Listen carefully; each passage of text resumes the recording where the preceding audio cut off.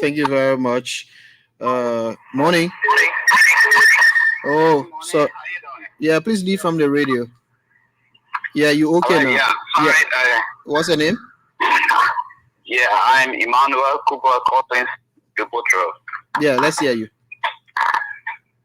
Okay, so I want to say thank you to Madam and for finance, and I want to say thank you to you guys for the topic on the discussion.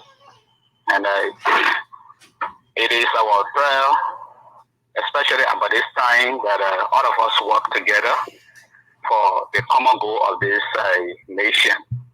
And I don't think any of us will have evil blind against the growth and development of this nation. We've heard from the presidential press secretary, and all of what she said, and with the information gathered from the executive mansion, I think everything is in line. So I don't want for us to keep politicizing, the growth and development of this country, more especially when we're discussing issues of importance, like what they call us with the information, Manapula just gave. Nobody is saying that this person is lying.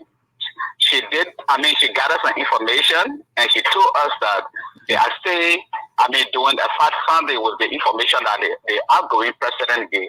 We are not saying that he's lying, but the way he put it, I have to say, she now is lying. No. I don't want us to go that far. I think we've crossed that bridge. If that were going to be the case, then we would have been saying that during the time that Mara time when she said, unless they in the budget, and he said it was not true. So it is not time, that we unite and just make sure that we find common ground for the betterment and the growth of this nation. Okay. To live in peace and then, to succeed and, Thank you. making our other nation grow. Yeah, thank you very much. Let's hear from this person. Good morning. Good morning, Chief Babari. Yeah, what's your name? My name is Jenny Johnny from Fiamma. Yeah, let's hear you. Okay, I want to thank the still guest, Madam Fofana, for a presentation. But for me, like following even this morning, I hear a lot of rumor, like the President Pamela I'm going to declare access, and we are going having this. So does she have power to tell Mr. President, Okay. if Pamela who are you going to declare access? Answer declaration, right? Yeah. Okay, she will respond. Good morning, man. Good morning. Yeah, Bobby, how you doing? How about go ahead? Steven Zong, Zero Whiskey. Yeah, let's hear you. Okay, somebody may say BYJ will be heading the senatorial council that will be constituted by the president. What's your take about that? Is that the truth or is a rumor? Well, she was said it. That's not true. Did he say anything like that? Anyway, thank you. Yeah. You stay here. Good morning. Yeah, good morning, Bobby. This will be the last call. Yeah, go ahead. Good morning to the young first secretary, Madam Flopopana, Mr. Hardy Kevin. Yes, who I will tell me for the Brian Football of Mama, calling my Tony on the traffic. Yeah, go ahead. Yeah, I don't want to ask her when our president will declare it access. Because sometimes we say integrity, we want to champion the matter with integrity or change. And so on the thing is very common. Second, the issue of the power of 4 things. Please, Mr. President, please tell the population how much money the family some other is rock one. Yeah. You say the money for the district for inauguration celebration? Yeah, the inauguration, the inauguration, put out all the work school. Just I'm going to put it on the logo. But anyway, that's my own where money go. Okay. Let it money, let it go to the press. Thank you very much. Thank you. Yeah, so we will hold it there with the calls and go back to our guests to address some of your concerns. I think prominent among the concerns, as a declaration, the War Economic Crimes Court establishment. People asking if that will be part of the legislative program, and this Unity Party, celebration or inauguration fund and all that. Okay, thank you. And to the gentleman who called from the compounds of the Congress of Democratic Change, thank you. And I do have a lot of friends within the CDC. And the concerns are interesting and legitimate. Of course, everyone's concern is legitimate in a way. But on his comment, so I want to start with his comment on my comment around what the former president said that he left in the actuality. So the truth here is, and the actual story is that what the president said he left is not what is there. And the president will be reporting the state of our economy, and he's going to mention what the reality is of what the government left. Because we know our financial experts have done all the review, and they were even part of the formulation or drafting of the speech. So the reality is there. On the other issue of the War and Economic Crime Court, I've said this countless times, and I'll say this again. The president's vision for Economic and War Crimes Court is not targeting an individual. And that is the missed messages that when people talk about the War and Economic Crimes Court, they think that it's targeting an individual. And we know that our role here and what we've done over the past time is the whole conversation around, the president talked about it during his inaugural address. The issue of War and Economic Crime Court is about accounting for the past. So if you review the Truth and Reconciliation report, you will know that there are lots of recommendations within the report. That the issue of memorialization, war and economic crime is part of it, but it's also reparation. There's also talking about trauma healing. A lot of people have gone through the Civil War without any form of therapy, any form of going through counseling. There are people who still today are still impacted by the brunt of the Civil War. So an opportunity to talk about the establishment of War and Economic Crime Court. It's not just to say we're going to grab this person to put him in jail. And also, if you're talking about that, who interest it is really. So people should not get it mixed up. The president was consistent during the course of the campaign. Even people like to point fingers at Senator Johnson. But even Senator Johnson have talked about the War and Economic Crime Court himself, and other people. So people like to make, mole out of nothing or mole out of molehill. The conversation around War and Economic Crime Court is to be able to account for issues of the past, but it's not just grabbing somebody. It's not targeting an individual. It's a broader conversation that needs to happen. And this is something that the team at the Human Rights Commission have been working on as well. There are different other issues, human rights violation, giving our country's report and other things. So it has never been, and it will not be about targeting one person. And that is the conversation. That is what our president is interested in. So on the issue of the Assets Declaration, the president is very clear. And you see the issue of Assets Declaration, many people just think that when you talk about Assets Declaration, but once you've worked in mainstream government before at the level of the presidency, because Assets Declaration came at the time of Madam Sirleaf. Mm-hmm. And every government official at the time, I too had to declare my assets, through the LSCC. So you do your Assets Declaration. There's a form, there's a process once you're in government. So the president now, at the time he was vice president, had declared his assets. So at this point, it's only going to be about updating. What he reported is just going to update. So everyone who worked in government will understand that. People are asking how soon. So he's going to do it as soon as possible. Like I said, our major thing now is to address the nation today, give the state of the economy, the legislative agenda, and also there are lots of other agenda. He intends to push to the legislature, some very firing ones, some very interesting ones, and we look forward to those as well. But he's going to also declare his assets. He's going to ensure that his public officials do the same, because we have said during the course of the campaign that Assets Declaration on the mark of integrity must be followed, even on the issue of audit. These are all parts of the accountability processes as well that he's very key about. And that's going to happen, starting with himself. Do you want to comment on the party? Yeah. Also on the issue of the resources I was giving, this is something that he's interested in. He also will be speaking with the chairman to understand the full story of what's going on that resources. There are a lot of that was given. speculations. There are several speculations, even with the aspect of the inauguration. He's interested in those, information on what happened, the resources that were budgeted and allotted for. He is interested in that, and I'm sure the people responsible will also be able to do full report for the president, so he's aware, and then we will be informing the public what actions have been taken towards this end, and this is important for him. Okay, Madam Fofana. Yeah, Kelvin. Few concerns. Kelvin, we are concerned about, this was come from Joseph Bianco. Kelvin, we are concerned about Spoon FM breaking the news about appointments from the executive manager.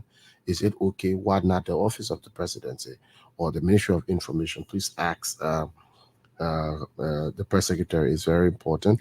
And then another person says here that executive manager with a Gmail account, why not have an official email address, for example, at emansion.gov.lr. Amen.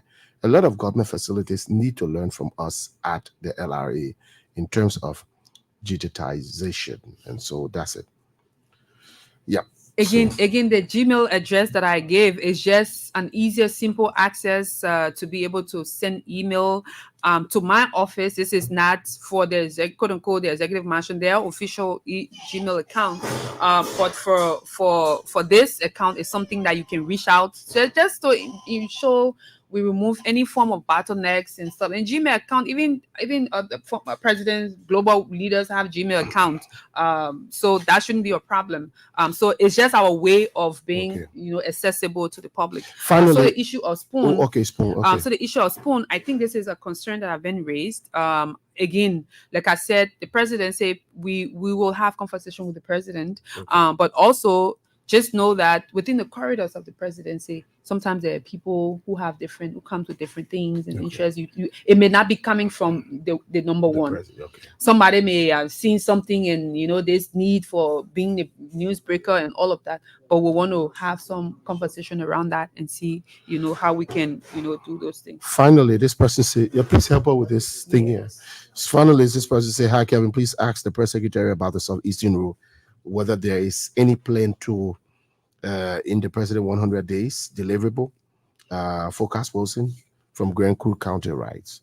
Well, so the team we just had the Minister of Public Works designated. So hopefully after his confirmation, he's also had some ideas about our 100-day plan. And after we'll be communicating. Going in the 100 day. Yeah, we're already in the 100 day. We already have the plan has been rolled out. We're having conversation and different things. I mean, we will communicate with the public on our achievable. And one of the things that we want to do is to have our office have this updated meter. So like we do like a clock, like a 100 all day of the clock. promises. Yeah. So today we'll have this day on this day 7, day 8. What are the deliverables? Day 9, where are we? Day 10. Those kinds of daily, stuff. The former presidential press secretary Cyrus Badio is on the line. Okay. I think he wants to say something. Okay. Mr. Badio, go ahead. How are you? Mr. Badio, good morning. Yes. Good morning, Rafley. I just wanted to congratulate Kula for preferment. Kula, your appointment actually has brought a lot of excitement, and I believe it's one of the best appointments that has come from the presidency. We have no doubt in your ability to perform to the best of your ability. Our lines will be open. We want you to succeed, and we know you must and will succeed. So again, congratulations. One thing maybe be mindful of is that the press is divided on different lines, especially after a hotly contested election. And the temptation will be for you to be selective. But my only advice is for you to just be open-minded with all the media institutions, despite which side they may have aligned during the elections. But once again, congratulations and Godspeed. Thank you. Thank you, big brother, and it means a lot coming from an old hand in the business. And definitely, I'm going to seek your counsel on many things, and I'm going to get your contact from Favle and to be in touch. And I take your comments and advice very seriously. I too do believe that everyone wants, regardless of what political divide our elections are over, and our people, once our people receiving message from your platform, whether you quote unquote different side, I look forward to working with the different, media, and I would definitely seek your counsel on many things as deemed necessary. Okay, Mr. Badio, thank you very much. Yeah, I think he left the line. Okay, Kula, it's been a pleasure. I mean, Kelvin, you can, it's been. Well, it was great, and like it's been a marathon of an interview. Yeah, and like Big Brother, and she has to take cue from that. Like Big Brother Sarah Sule Badio said, you have to reconcile the media. It's no time to cherry pick. Elections are over. Yeah, we understand people were divided.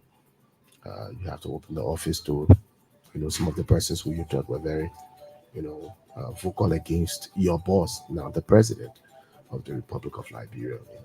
Except that they want to remain in the mood, and then that is understandable. But try to reconcile the Liberian media through your office.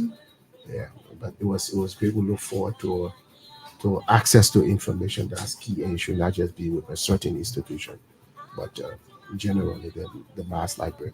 Right. In fact, I do look forward to engaging more. One of the good things that I see that, for example, the West, or specifically the United States press team at the White House does, is this regular luncheon with media institutions from all walks of life. I look forward to looking for resources for those kinds of things, where the media can have an interaction with the president, have, jokes, share some, stories and stuff like that.